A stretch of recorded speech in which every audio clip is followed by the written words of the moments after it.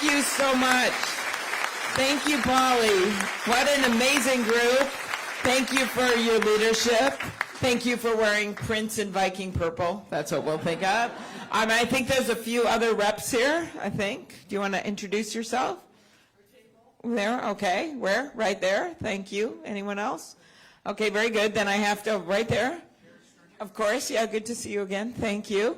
And then, of course, I got to mention my buddy Quinn is right here. So, Quinn, how old are you? Yeah, he's 11, and so he's a typical New Hampshire kid. At one event, he actually asked me if, event similar to this, if when Mueller was testifying, if she should go before the House or the Senate or the Intelligence or Judiciary Committees. Just a typical 11-year-old in New Hampshire, so thank you. We've been having a great 2 days since the debate, and got here. And this is our fourth town hall we've done. I am someone that believes strongly in grassroots candidates and in grassroots campaigning. It's one of the reasons I have green for my color. One, because of the environment and climate change. And two, because it was Paul Wellstone's color. And he was our great senator from Minnesota. It's kind of timely as we saw the announcement for the $30 million ad campaign from Mayor Bloomberg. That'll be fun. Starting next week, but when Paul ran, and of course I really do appreciate all the work the mayor's done, especially on gun safety, but when Paul was running his first race, he had this green bus and he would drive all around our state, and he went against someone who was incredibly wealthy and ended up surprising everyone and winning. And that bus was his signature the whole time when he was in the U.S. Senate. And his last year, when he sadly died in a plane crash with Sheila, his wife, at his side, that year I was running for re-election as county attorney, and I had no opponent. Sounds nice. And I got to go around with the Wellstones everywhere. And what I remember was he had announced he had MS to our state, and he couldn't run like he used to run really fast, and he would do all his ads really, really fast because he had less money than his opponent, so he would talk really fast. And so he would be on the back of his bus because he couldn't run anymore in the parades. But what was incredible about it, he just waved from the bus, was that there were all these people in these green shirts that were running around that bus. Hundreds of people in every parade, and they created so much energy that he had given them that you didn't even notice he wasn't running himself. So I don't usually start with that story, but when I see all these people crowded in that room right now, it makes me think about it. So it's great to be here in Lebanon. It is great to be here with such fine elected officials. We have been on a journey since I announced in the middle of that blizzard, in the middle of the Mississippi River. I wanted to show everyone in New Hampshire that I could stand that cold without a hat, without gloves, and that my hair would never move. Which I guess it defied the forces in the last debate because of some air vent, and it's now created this sensation that it has a mind of its own. I don't know. But I said that day, as I still say today, that we need to cross the river of our divides to get to a higher place in our politics. And I am more and more devoted to that each day, as we hear Donald Trump waking up every morning and trying to divide people. He does it when he goes after immigrants, when he goes after people of color, when he goes after and belittles people he doesn't agree with in politics, when he tries to make mincemeat of our democracy by poo-pooing this idea that a foreign power invaded it, against all of the testimony that we saw this week, against all of his own intelligence agents who has said this happened. And that really gets to the core of our democracy itself. And I thought that the testimony this week was not just a tribute to women's leadership, which it was, with Fiona Hill and Ambassador Yovanovitch, who I actually got to know when I went to Ukraine, one of John McCain's last trips. He scheduled, and there were just three of us on it, as Senator Graham and Senator McCain and I. And it was right after Donald Trump had gotten elected. and it was right before he got inaugurated. And John felt it was really important to show those fledgling democracies that were continually harassed and invaded by Russia that we stood with them, because he knew what that had happened in the last election, and he knew probably better than any of us what was to come. And so we went to Lithuania, Latvia, Estonia, Georgia, and Ukraine. And by the way, a little note in history, on New Year's Eve, right before the Trump inauguration, we stood in a blizzard, again, on live Ukrainian TV with the then President Poroshenko. And the president decided to create this aura of the American support, because he was also worried about Trump. So we were on live TV, and he gave John McCain a Ukrainian machine gun on live TV. He gave Lindsey Graham a pistol, and he starts coming over to me, and it's a little box, and in it were 2 daggers. And I'm like, okay. Then they decided that that was slightly sexist, and even though I was actually happy with that, and they came and gave me a pistol in my hotel room. The Navy confiscated all the weapons, and the last time that I saw McCain, when he was very sick in his ranch, he still made a joke about it and said, "What happened to my machine gun?"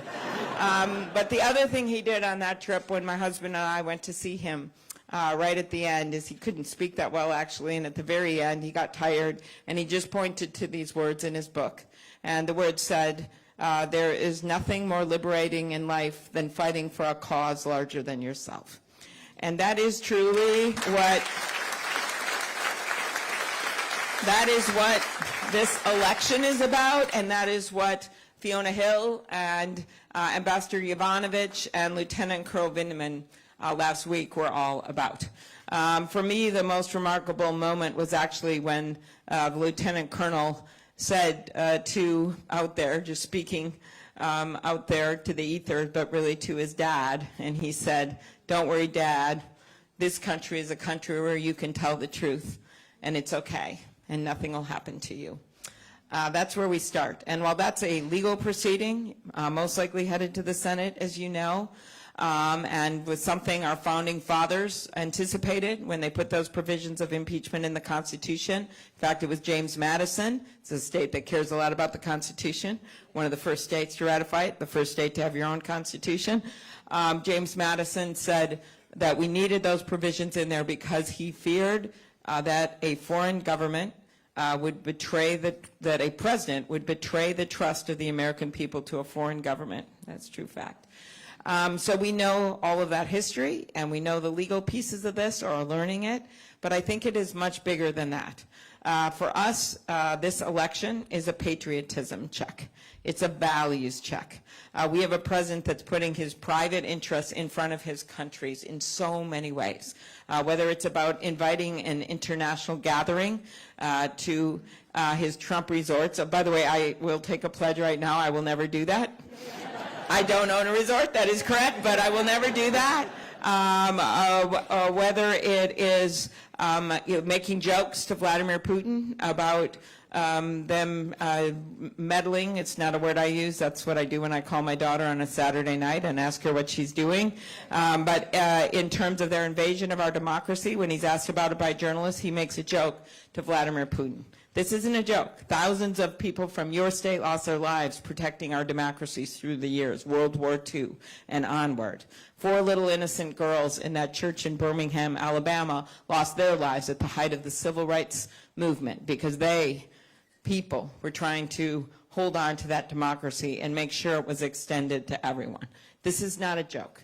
And this president is someone that has started more and more people, including people who stayed home in the last election, in last presidential. People, even some who voted for him. In fact, about 10% of his voters also voted for Barack Obama. For them, it's an economic check, yes. It's about doing nothing on health care, doing nothing on pharmaceuticals, selling out when it comes to our environment. Yep, there's that check. But it's also a values check and a patriotism check. And we have to remember that. We have to remember the New Hampshire voter who was in the line, a photo line, something for me, and it was one of these events where a lot of your great Granite Staters had these stickers on that said, I'm a Supreme Court voter, and the next one would be, I'm a climate change voter. And this guy comes, he's wearing this brown jacket, and I said, sir, you don't have a sticker on. And he said, well, that's because I was a Trump voter. And I said, and he goes, these guys know me, so don't say anything. Right now, don't say anything. And he goes, but I am not doing it again. So I want us to remember that, because these people, we don't just want to eke by a victory at 4 in the morning on election night. That'd be nice, yes. But if we do that, we're not going to win big. We're not going to keep the House as strong as it is now. And we certainly won't be able to turn the Senate, because my goal on election night is not just to eke by that victory. It is to win big. It is to win the presidency and send Mitch McConnell packing, because that is the way. That is the only way. When you look at just what happened in Kentucky, right? In Kentucky, Mitch McConnell now has a Democratic governor because people voted. Yes, our fired up base voted in a big, big way. And a lot of them, maybe they didn't agree with everything the candidate said, but they voted for him in a big way. But we also were joined by independents and some moderate Republicans who'd had it. They didn't fall for it when Donald Trump came and did that rally right before the election. Just like they didn't fall for it in Louisiana, where he also went the day before the election. I kind of want to say, where can we send him now? But that is true. Or the way we flipped those House and Senate seats in Virginia, in the state of Virginia, and take back both chambers in the state of Virginia. We Democrats cannot afford to screw this up, all right? It is there, and the people are with us, and so that's where I begin. And Polly mentioned my background in terms of winning elections, but my core background is I am the granddaughter of an iron ore miner who worked 1,500 feet underground his whole life, 9 brothers and sisters. He wanted to be in the Navy, but his parents got sick. He had to quit school in middle school. He went and he worked as a teamster, pulling a wagon, and then as soon as he was old enough, as a teenager, he went and worked in the underground mines and went 1,500 feet down in this cage every day with this black lunch bucket that my grandma would pack for him. He then saved money in a coffee can in the basement so he could send my dad to a 2-year community college, and then he went to got a 4-year degree at the University of Minnesota, went on to be a journalist, and somehow in his great career got to, from that hardscrabble mining town, got to interview everyone from Chicago Bears coach Mike Ditka to Ronald Reagan to Ginger Rogers. Okay, that is a life. My mom grew up in Milwaukee, which is going to be the site of our next convention, also from a family without money. She wanted to be a teacher. She moved to Minnesota because they had strong teachers unions, and she taught 2nd grade until she was 70 years old. And her, because I know there's a lot of teachers in this room and people in both college as well as in K through 12, and maybe even element below that for preschool. But my mom's favorite unit she taught was the Monarch Butterfly Unit, where she would dress up as a butterfly when she released the butterfly in front of all the 2nd graders in a tunic with tights and antennas and a sign that said "To Mexico or Bust." And I never understood why she wore this outfit to grocery shopping afterwards until her visitation when she died.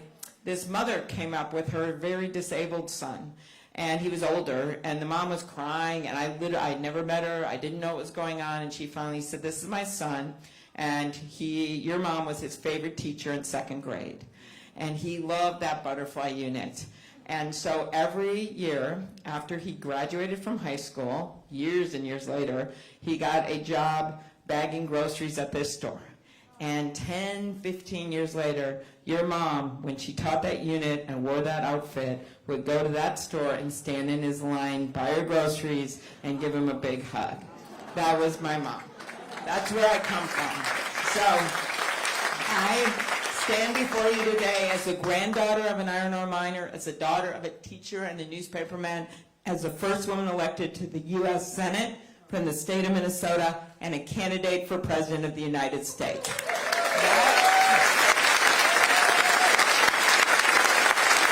That is because we come from a country of shared dreams, that no matter who you know or how much money you have or where you come from, that you can make it in this country, that you can do something. You have a strong belief in that in New Hampshire with the leaders that you have produced. And by the way, your state and ours are one of a handful in the country that have had the wisdom to send not one but two women to the U.S. Senate. Maggie and Jeannie are both role models for me. They're the only ones, the first ones to have been governor and then senator. Maggie and I have a competition every morning about who could do the New York Times mini crossword puzzle faster. It's totally strange. I mean, we only write each other when we have a real good score, and then we. And Jeannie and I sat next to each other for many years in the Senate. I still remember her first day, and I told her, oh, you know, you can pick a desk in the Senate chamber. And Brown, by the way, has just written this incredible book called Desk 88 about his desk and who held it. And she said, well, how do you know whose it is? I said, well, they sign their names in it. And then I told her the true story of when I got to the U.S. Senate, I asked for Hubert Humphrey's desk. And I'm telling her this now. I've been there 2 years, and I said a few months later it arrived. I was so excited I opened it up, and they had made an error. They gave me Gordon Humphrey's desk. It's fine.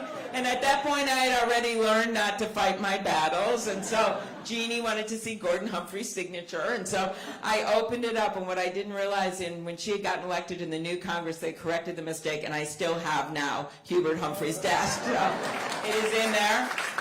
But she is up for re-election. I feel very good about her chances because she is such a strong person. And you should know she not only gets stuff done for your state in such a big way, but she thinks way beyond that. And with Donald Trump in office, it is Jeanne Shaheen that goes to fight the fight to stand with our allies in Europe with NATO. It's Jeanne Shaheen that goes to the security conference and gives the big speech. So thank you not just for sending her to Washington to represent New Hampshire, but for our entire nation. And so keep up the good work.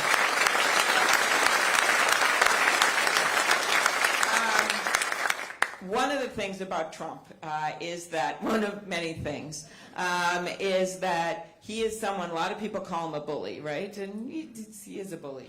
But I'm not sure that's the best argument to make with some of the people who maybe voted for him or some of the people who are trying to decide what to do. I actually think the best argument is this, and that is that he is a guy that came in to run our country and the economy actually, because of the hard work of people in this room, our businesses and our workers, had been resilient, and we got through this. And then he comes in and he starts claiming credit for everything they did, for everything you did. As I tell a bunch of our workers and our union crowds, really for everything you did. And while you're working hard and sometimes working more than one job, what does he do? He gets in there, claims credit for it, and then when anything goes wrong, because of his trade war or because of what he did, the waivers to the oil companies, he starts blaming everyone else. So what he really is he's a whiner, right? He's a whiner. He is. Because when something goes wrong, he blames the Federal Reserve Chair, or he blames Barack Obama, or he blames the entire city of Baltimore, or Chicago, or my favorite, blaming the country of Denmark. Who does that? He does that. He does that. And so I think it's really important to call him out for what it is, especially for people who work really hard every day and thought he was going to build stuff and help them and have their back when it hasn't been true. And some people say you shouldn't talk about Donald Trump at all on the campaign trail. I just think that's wrong, because I think you have to make the case against him. I think you don't follow him down every single rabbit hole, that's for sure.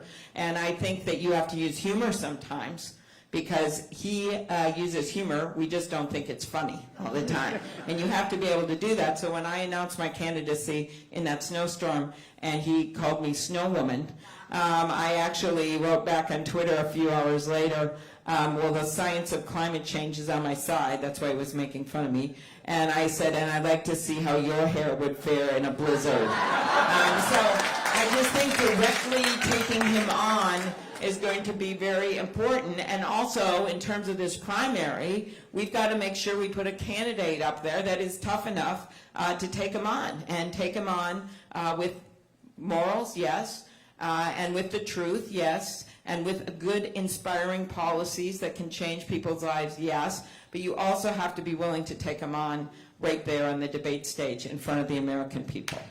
So, the one thing that is bringing a lot of people out, it's this patriotism check, like I've told you, but it is also that they believe we can do better in our country. And they want someone who is up for the challenges, and they know that these challenges are just sitting out there because he hasn't done anything. First challenge, since we're here, right here in this great town with so many great people involved in the healthcare, it would be that of healthcare. And I actually have visited Dartmouth Hitchcock before with Jeannie because they were doing a lot of studies and work on healthcare and how you deliver healthcare better. And guess I maybe have something called the Mayo Clinic in my state, and they have worked with Dartmouth extensively on healthcare delivery. And so we did a lot of work with them and cited them and cited the work coming out of this town when working on the Affordable Care Act. So I'd start with that. The Affordable Care Act wasn't perfect. I literally said that the day it passed. I said it is a beginning and not an end. I don't think I was brilliant. I just think I anticipated that we hadn't gotten everything done in it that we wanted to get done in it.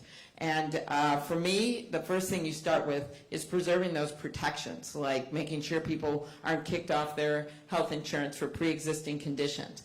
I remember being in a small town parade, and a mom, during when Trump was trying to repeal it over in the Senate, a mom pointed out her kid in her stroller, and she says, "This is my son, and he has Down syndrome, and I'll do anything to fight for his health care. I won't let anyone take it away." And she paused, and then she said, "This is what a pre-existing condition looks like." Well, that's because we united on that. We made people understand what that was and what it meant to them in their lives. We organized and we united around it. And if people thought we were making it up, look what he's trying to do in Texas right now. So a lot of the importance here, when you look at what just happened in Kentucky because of Medicaid and what the mean-spiritedness of that, remember, right now the Affordable Care Act is 10 points more popular than the President of the United States. So one of the core things here is keeping those protections in place and expanding. The way we wanted to do it in the first place, the way we should do it now, what I would start with, is a nonprofit public option, which would compete with the private insurance and would have lower rates and allow those rates to go down and cover more people. That is where I start. Second thing is pharmaceutical. Nothing has been done on pharmaceuticals. I know this because when I got to Congress, this was my number one thing that I worked on. I lead a bunch of these efforts, and as president, I can actually get them done. The first is to unleash the power of 43 million seniors to get rid of the ban. The pharma got this in law. It says that you cannot negotiate for lower prices under Medicare. That's what it says. 43 million seniors can't do that. You can do it with Medicaid, you can do it with the VA, but you cannot do it with Medicare. That would create tremendous competitive pressure to not just help seniors, but help everyone. Bring in less expensive drugs from other countries. This was the Klobuchar-Sanders amendment. Bernie and I have worked on this, and I also worked on this with McCain, and there is a lot of, I think we had 14 Republican votes on this. So we can get this done. A president can do it herself without even Congress. And I like to say in Minnesota, we can see Canada from our porch. So I see those rates over there. The other thing, in addition to those two, was the great bill that just got introduced with Speaker Pelosi's leadership in the House, which would actually save $350 billion for taxpayers, New Hampshire being a very fiscally careful state. $350 billion by putting a cap on drug prices that is related to the international average. These are real things we can do. So don't think, oh, this is going to be impossible. What's been impossible is that there's 2 pharma lobbyists for every member of Congress. True. And they think they own Washington. Well, they don't own me. And if we can win that Senate back, we will get this done. That's the first thing. One of the things that bothers me is that we've had really only one debate in a big way on the stage, but what we should be talking about are the elephants in the room. That is long-term care. We're seeing a graying of our population. That's a good thing. People are living longer. I used to call it the silver tsunami, and then AARP told me that was too negative. So I call it the silver surge now. And what this means is we need to not just shore up Social Security and Medicare, but that we also have to make it easier to get long-term care insurance, easier to get long-term care, especially in areas like this that have housing issues. Polly and I were just talking about this. And we need to build more affordable housing for everyone, which is even beyond the senior issue, of course, but it's interrelated to assisted living and making it easier for people to stay in their homes. We would save a lot of money if we start this and do this in a good way, which is why I came out with a strong housing policy. And oh, by the way, if you think it's just some big city urban thing, you know it's not. It is actually, there is a coalition we can form with mid-sized cities and with rural areas that are having the very same problems in a different form, maybe, than the big cities. And that's why there is a political coalition to be built on more affordable housing and more tax credit. It's just sitting there for the making. And there's one big thing in the way of it, that would be Donald Trump. But I truly believe we can get this done. Other issues, mental health, the opioid epidemic. I've led the way on the mental health bill, first person in this race to put forward a big mental health plan. I would be the first president that would take this on in a big way. 1 out of 5 Americans suffer from mental illness sometime in their life. Yet we have had, are you ready for this? 30% increase in suicides in 15 years. 30% increase in suicides in 15 years. A lot of it is people are isolated. A lot of it's happening veterans in VA parking lots, young people, LGBTQ, and we've just suffered from a lack of investment and will to do something about it and treat it like the disease that it is.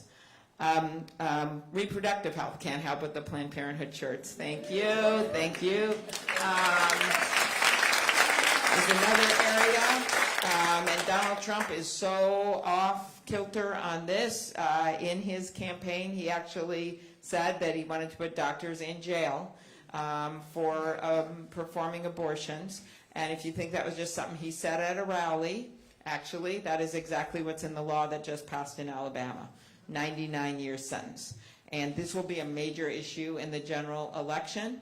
I think that he is off. Even, I think 75% of Americans support Roe v. Wade. Over 90% support contraception for people in this country. There are many pro-life people that support contraception for people in this country and may have different beliefs, but understand that you're not going to go telling people what their beliefs should be. And he is completely off base on this. I know because I have a state that has some mixed views on this, and I understand that. I've been strongly pro-choice, but it's a way bigger step when you have someone like Donald Trump who's trying to tell people what they should do and take away their right to choose. So that's going to be a big healthcare issue. Education, as we're here, another big issue here. Making sure that we make it easier for students to pay off their student loans. If billionaires can refinance their yachts, students should be able to refinance their loans. We should make the payment plan work. Right now, for those that go into public service, there's a great 10-year plan, but it is not working. And the first thing I would do is fire Betsy DeVos. You can also extend that program, make that program work for those in public service, but also include in-demand occupations. Nursing, all of these areas where we don't have enough people. Imagine if we make it easier to pay off loans and we tie that with an incentive to go into areas and areas of the country where we need help. This could be a very good thing. And that's how I think we should think about education. doubling the Pell Grants, which would be helpful in college towns, extending the amount of income where you get Pell Grants up to $100,000, making community college free, 1- and 2-year degrees. That is actually the fastest growing area of employment right now in our country. We are not going to have a shortage of CEOs or MBAs. We are going to have a shortage of plumbers.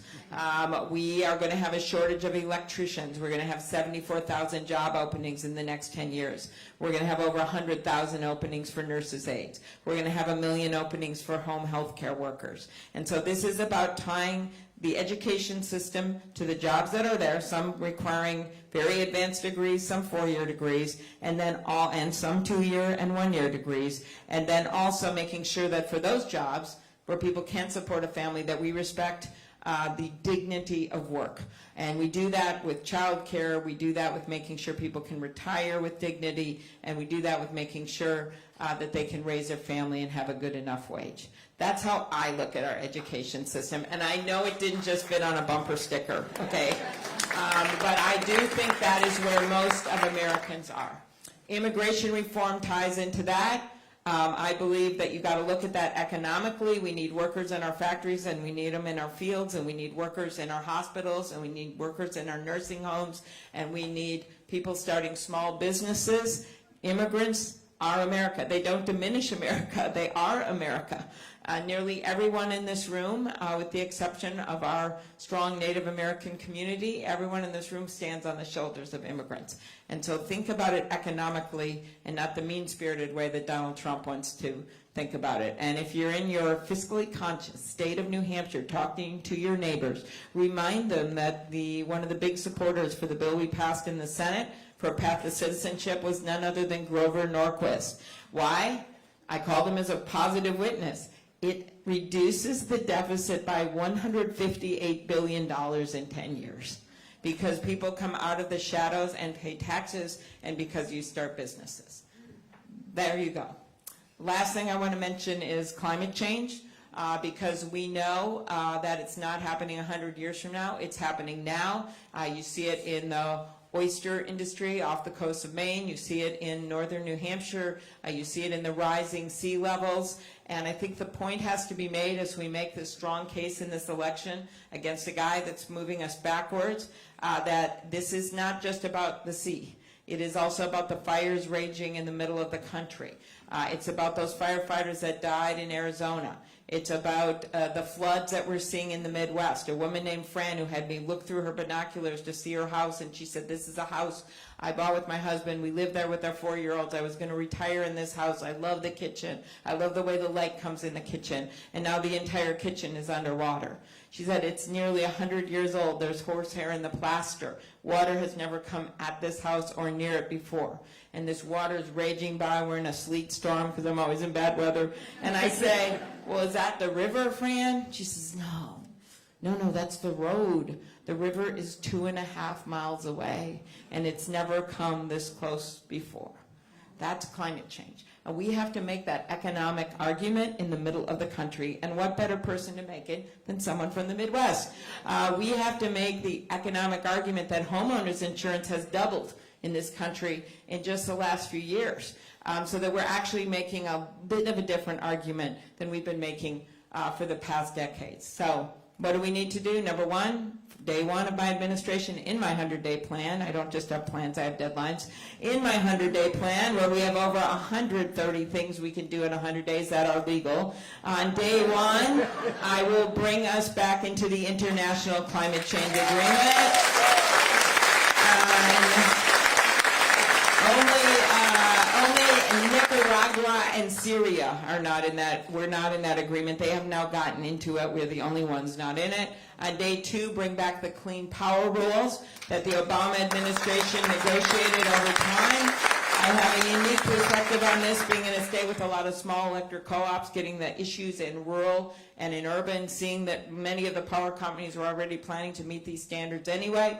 And on day three, bring back the gas mileage standards that he abandoned, even though a number of the big car companies want to make those standards, and we can get this done.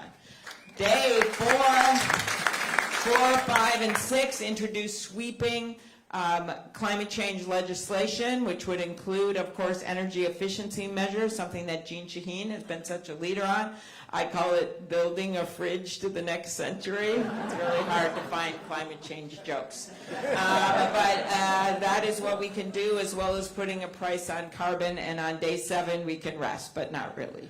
So this is a big deal, and we have to approach it with this kind of, segue excitement about developing technology to meet these standards that we're going to put in law and in place. And that we can, again, lead the world when it comes to those things. And last thing I'll just mention is working with our allies. We've got a situation now with this president who is constantly siding with dictators over our allies and tyrants over innocents. And it's hurting our country now, but it's going to hurt us even more in the future. It's going to hurt us with economics, and it is also going to hurt us with security. So I would reassert our American values, and I would rejoin these international agreements like the climate change agreement, the Iranian nuclear agreement that we need to renegotiate ourselves back into, Russian nuclear agreements, as bad at players as they are. He got us precipitously out of the nuclear agreement with Russia, and there's a second one that's coming up in a missile agreement that is coming up in the beginning of a new president's term. Those are all things that we have to do now. And I'll just end with the reasserting of American values. To me, this means standing true to our democracy. And we have a president that doesn't care about that. We know that. So what do we have to do? Well, first starts right here at home in New Hampshire, where your governor is trying to take away voting rights. Last time I checked, New Hampshire liked to vote. Okay, you believe in voting. You don't want to make it harder for people to vote. You then extend to what's going on at the federal level. I'm the ranking on the Senate Rules Committee, and I'm the lead on these election bills, so I know everything about them.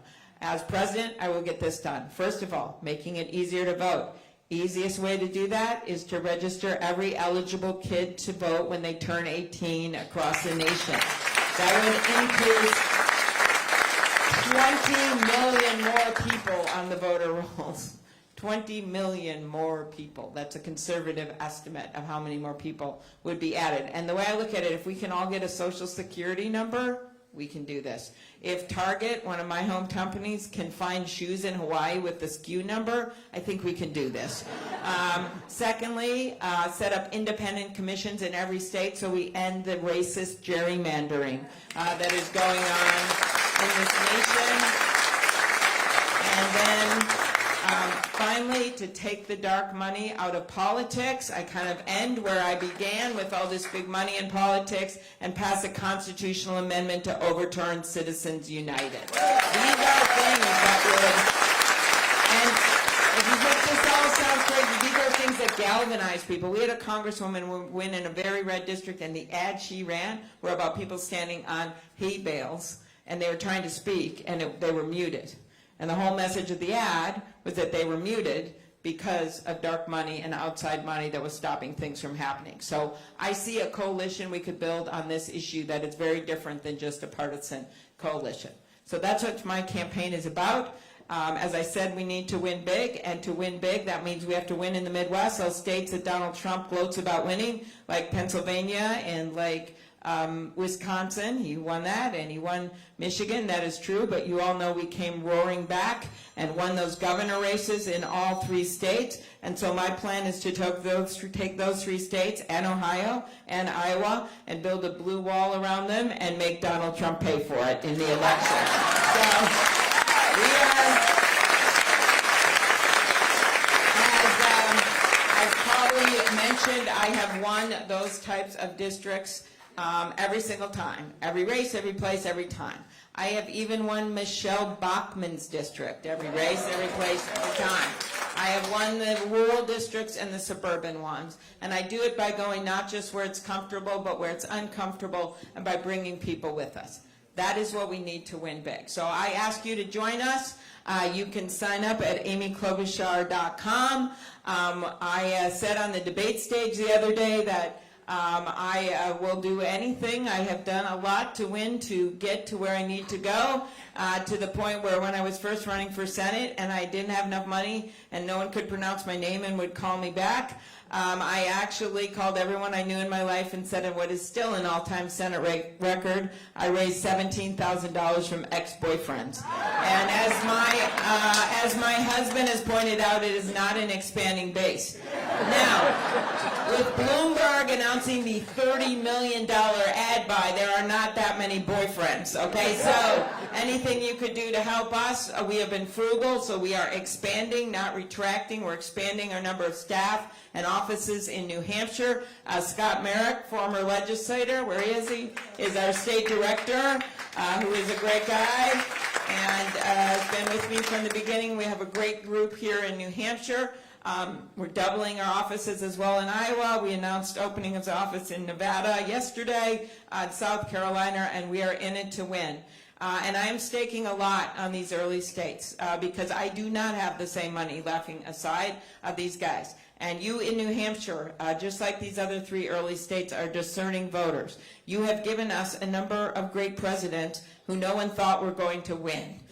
Because you listened to them and you saw something special in them and you decided they could not just lead to help your state, but that you could get them to lead a country in a big way. So I know a lot of people think it's a big victory when you guys come up to me and say, you're in my top 3. I'm asking you to just go one step further. Okay? Just do it, man. Just say you're on board, Quinn. Okay. So that is your moment. Thank you, everyone.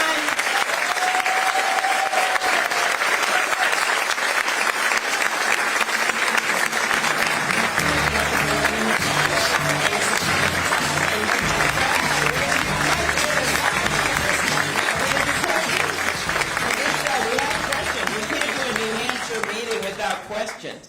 I just want people who are tired, and we'll do photos. We'll try to make this fast, so I don't want everyone. You can, and if you're really hot, you can step over there. Okay, let's see. Assuming you win the nomination, great. I like this person. Oh, and he's got his own name thing. Look, it's very nice. Neil, thank you. He's a solution-focused coach. Yes. How do you expect Trump will attack you? And how will you respond? So I think I went through that a little bit, but I think it is important to have your own optimistic economic agenda for this country. That is key, and we went through a bunch of that. But I also think it is key to, when he says horrific things and racist things, you got to call him on it. There's no doubt. But you cannot spend an entire campaign going down every rabbit hole with this guy. You just can't do that. I loved how someone said rabbit hole over there as I was pausing, because I think people understand what I mean about this. And then, as I said, you have to use humor. I had a tweet that did better than any of his for 5 days, and I wrote it in the parking lot of a Manchester hotel. And it was when he put that thing out that he wanted to buy Greenland. And then I said, what's the difference between Donald Trump and Greenland? Greenland is not for sale. So I just think that you got to do that. And I think the one thing I will say is we have some divides. Have you noticed that on the debate stage? I think it is really important to remember that what unites us is so much stronger than what divides us. You saw that in New Hampshire. You don't always agree with everything one of your Democratic candidates may say, but you're like, okay, this person is so much better. You saw it in those Midwestern states I just mentioned. They weren't celebrity candidates that won. Gretchen in Michigan, her theme was fix the damn roads. You had the guy that beat Scott Walker. I bet a lot of people don't know. They know Scott Walker's name, not him, that Governor Evers. And my favorite one, a woman beat Chris Kobach in Kansas. I did their Democratic dinner. Her name is Laura Kelly. So please don't tell me that these people can't win in these states. But what did happen was that liberals, moderate, conservative Democrats, along with independents and moderate Republicans, said enough is enough, and they formed a team, and they put their differences aside, and that is how we take back this country. Okay. I mentioned the housing response because I know how important Polly was just talking to me about it. I think it's really important to take this on a big way, forming this political coalition, doing it with more tax credits, making sure we understand that there are deserts, housing deserts, there are child care deserts. There's a lot of problems in parts of our country, including in New Hampshire, that don't have access. And we have to make it much more affordable. One interesting thing in rural is that there are a lot of older houses, including in mid-sized towns, that seniors are living in. And maybe you want to have incentives for seniors to move to condos or apartment buildings, if they want, that are nice for them. And then you can rehab the houses, and so that families can move there, that can use all the rooms. It's not necessary, but if you create incentives for that, it's kind of an interesting way to do things, and then people are closer in town. And there's all kinds of innovative things you can do with that. So I think we talked about climate change. Let's see what else is here. I do these things because then more women ask questions. Like this one, joy. How will you convince the rest of the world that America can be a reliable world leader? One that won't go backwards again. Okay, well, I think the first thing you do is you go and meet with world leaders, and you meet with our allies in a positive fashion. The first place I would go, since I've head up this is a weird fact you don't know about me, for the last decade, I have headed up the Canadian-American Interparliamentarian Group. Haven't mentioned it on the debate stage yet, but I have taken a lot of trips and just led one after he messed up that G7, remember that, to Canada. So that would be the first place I'd go, and then go and meet with our allies all around the world, and again start renegotiating ourselves back into these agreements, and then they will stand with us when we want them to stand with us, because that just hasn't been happening. Okay.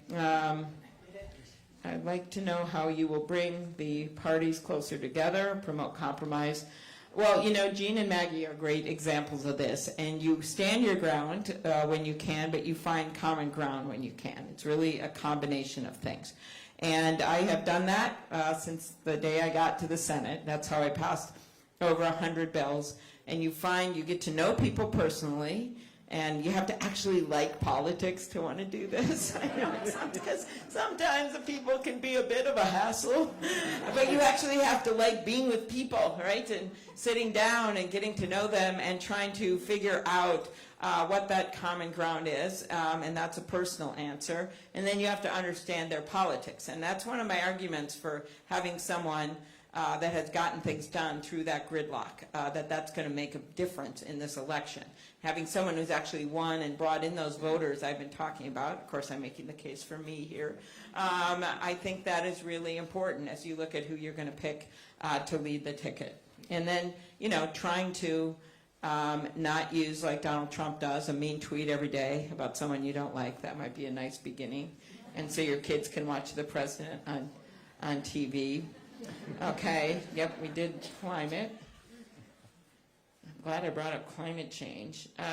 Prison reform, that's a good question. I think one of the things that's exciting that's going around the country, including very purple states like Florida, where they are voting, voters are voting to allow people to vote when they get out of prison. And that is a very cool thing, because if we want people to be able to be part of our society, then they should be able to be part of our society when they get out of prison. First Step Act, I was a co-sponsor of that, which reduced the penalties for nonviolent offenders on the federal basis. The next thing is the Second Step Act, which we are working on, which will create incentives for state and local, where 90% of people are incarcerated, to create incentives for them to get out as well. All of this, to me, is tied into a lot of treatment, because if we don't get people off of drugs, where a lot of people, that was why they committed the crimes, or they were on drugs when they committed the crimes, or they have mental health issues, although most mental health issues, I want to make very clear, don't involve any kind of criminal activity or violence. But the point is that we have to get at those things as well. That's why I'm such a big believer in drug courts, veterans courts, things where we are focused on having a penalty that matches the crime. My goal is to get I have one last one. This is kind of fun to get everyone done. I've never done that before. Okay, public education. I think that I discussed that earlier. For me, this is not just governing from my head, it's my heart. I went to public schools. My daughter went to public schools. And my mother taught second grade in the public schools till she was 70. And so the key here is to make sure that we have incentives for our teachers to be able to teach, not spend all their money on school supplies, and get high enough pay. And so that's why actually my plan, which would be paid for by changing the estate tax back to where it was when Barack Obama was president, which raises so much money you won't believe it, because that money has gone to, and it has an exemption for $3.5 million, which is a lot per person. That would be $7 million per family. That's where it was with Barack Obama. It's gone up to $11 million with Donald Trump. And so $22 million a family.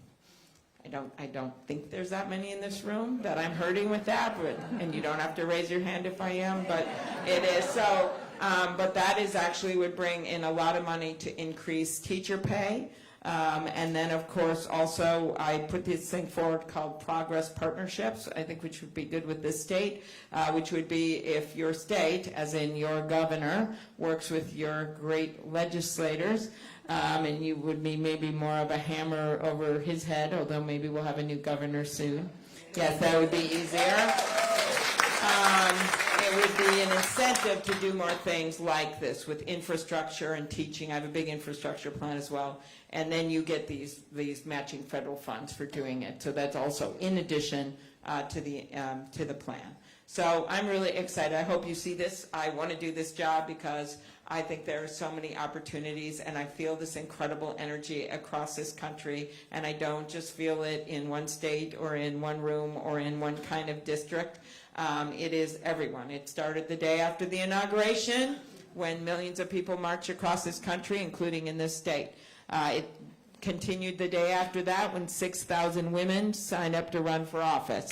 It continued on day 10 when the anti-refugee order came out and people spontaneously showed up at airports on a Saturday night. They showed up at non-international airports on a Saturday night. Who does that? To protest. Day 100, my favorite march, especially favorite when I'm in Lebanon, that would be the March for Science, with my favorite sign, what do we want? Science. When do we want it? After peer review.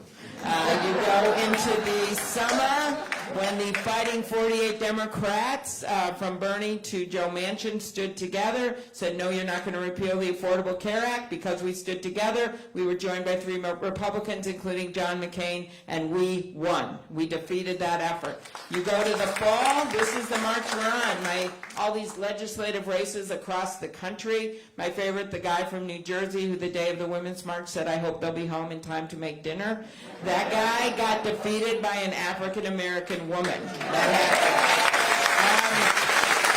We go to Parkland, that incredible tragedy which we've seen multiple times again, but when those students stood up in Florida after the law enforcement, we had tried to get that assault weapon ban reauthorized, and then we saw Moms Demand Action, which is such an incredible group. They tried, and they are still trying, but they tried after Sandy Hook. But there was something about those kids when they stood up and other kids watched them, and especially boys, and they started to talk to their dads and grandpas in proud hunting states like yours and mine, and then pretty soon people started to say, it's a little like gay marriage, and they started to say, wait a minute, why can't we do this? We could have universal background checks. We could do something about magazine limits. Then what happens in this last congressional election, which you're well aware of, what happens is those people voted. The kids voted, but also the parents started thinking of this differently, and the grandparents. And what happened next is we changed the House back to the People's House, and they passed universal background checks. They passed my bill to close the boyfriend loophole so that domestic abusers don't get guns, and they passed the bill to close the Charleston loophole so law enforcement can vet people and have time to do it. You know where those bills are right now? On Mitch McConnell's desk. They have all passed. They're there. The Violence Against Women Act, with my bill in it, is sitting right there. So when I tell you this march, it is real, because that march ends up, it doesn't just end up with the presidency, it ends up with taking back the Senate, it ends up with winning in key states around the country where we can, and the only way we do that is by what? Winning big. All right, let's go to work. We need